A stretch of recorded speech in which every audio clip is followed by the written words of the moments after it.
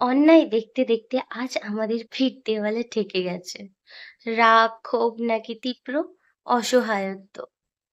নিজের মনের ভেতরের অনুভূতিটা ঠিক কি তা বোধহয় আজ আর কোনো ভাষা বা শব্দ দিয়ে বোঝানো সম্ভব নয়।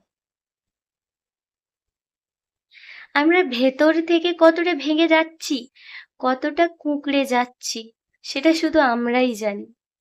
অপরাধের পর অপরাধ ঘটেই চলেছে, আর আমরা শুধু একের পর এক নাম মুখস্থ করে যাচ্ছি।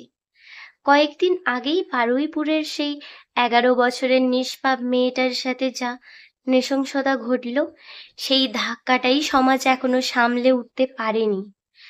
বুক চাপা কষ্ট আর আতঙ্ক নিয়ে মানুষ যখন একটু শ্বাস নেওয়ার চেষ্টা করছে, ঠিক তখনই আবার একটা নির্মম খবর আমাদের সামনে এলো। মাত্র 16 বছরের একটা নাবালক ছেলে, যে একজন ফুটবলার ছিল, যার সামনে একটা গোটা ভবিষ্যৎ পড়েছিল, তাকে খুন করা হলো। একটা তরতাজা প্রাণ, একটা স্বপ্ন, একটা সম্ভাবনাকে এক নিমেষে চিরতরে শেষ করে দেওয়া হলো। কিন্তু এখানেই তো শেষ নয়। একটু পেছনের দিকে তাকালে বুকটা কেঁপে ওঠে।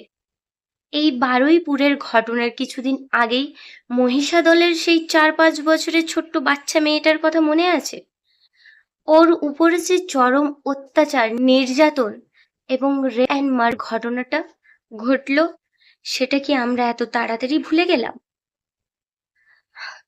আবার এই বারুইপুরের ঘটনার রেশ কাটতে না কাটতে মালদার ইংলিশ বাজারেও একই রকম ভাবে আরো একটি রেপ অ্যান্ড মার্ডারের নৃশংস ঘটনা আমাদের স্তম্ভিত করে দিল। আর ঠিক 2-3 দিন আগের কথা, নদিয়াতে মাত্র 4 থেকে 6 বছর হবে সম্ভবত, একটা ছোট্ট শিশু কন্যাকে যেভাবে যৌন নির্যাতনের শিকার হতে হলো, তা শোনার পর কোনো সুস্থ মস্তিষ্কের মানুষের পক্ষে শান্ত থাকা সম্ভব নয়। 4 বছরের শিশু থেকে শুরু করে 16 বছরের কিশোর আজ কেউ কোথাও নিরাপদ নয়। এখানে একটা বড় প্রশ্ন জাগে। আমাদের সরকার তো বুক ফুলিয়ে বলেছিল যে এরকম ঘটনা ঘটলে অপরাধীকে সকালে জমা নেওয়া হবে আর বিকেলে খরচ করা হবে। সেই প্রতিশ্রুতির কি হলো? কেন সেই কথা কাটায় কাটায় মিলছে না? কেন দিনের পর দিন অপরাধীরা বুক ফুলিয়ে ঘুরে বেড়াচ্ছে? প্রতিদিন সকালে খবরের কাগজ খুললে শুধু রক্ত আর নিষ্পাপ শিশুদের কান্নার আওয়াজ। সোশ্যাল মিডিয়াতে এলেও সেম। আজ রাস্তায় বেরোতে ভয় লাগে, ঘরের ভেতরেও সন্তানদের একা রেখে যেতে বুক কাঁপে আমাদের ভারতের মা বোনেদের। আমাদের মনে এই প্রশ্নটা বারবার জাগে, অপরাধীদের মনে কি আইনের কোনো ভয় নেই, কোনো প্রশাসনের ভয় নেই? নাকি মানুষের প্রাণের দাম, একটা শিশুর মান সম্মানের দাম আজ পশুর চেয়েও সস্তা হয়ে গেছে? আজ যদি আমরা শুধু একটা ফেসবুক পোস্ট করে, একটু দুঃখ প্রকাশ করে আর দুটো মোমবাতি জ্বালিয়ে আমাদের দায়িত্ব শেষ করে দিই, তবে মনে রাখবেন, আমরা একটা মস্ত বড় ভুল করছি। আমরা আর কোনো মোমবাতি মিছিল চাই না।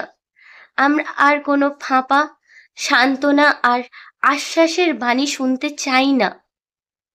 এই জানোয়ারদের জন্য শুধু জেলের 4 দেওয়ালে বন্দি থাকা কোনো শাস্তি হতে পারে না। এদের সর্বসম্মুখে প্রকাশ্যে রাস্তায় ফাঁসি দেওয়া হোক। আর তা যদি না হয়, তবে এই নরপশুগুলোকে সাধারণ জনতার হাতে ছেড়ে দেওয়া উচিত।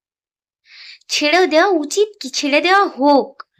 মানুষ এদের পাথর ছুঁড়ে ছুঁড়ে মারুক।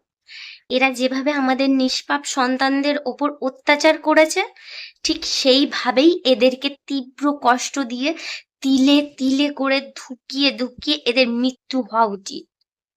তবেই সমাজ শান্ত হবে। চুপ থাকা এবার বন্ধ করতে হবে। আমাদের নিজেদের বিবেককে প্রশ্ন করার সময় এসে গেছে।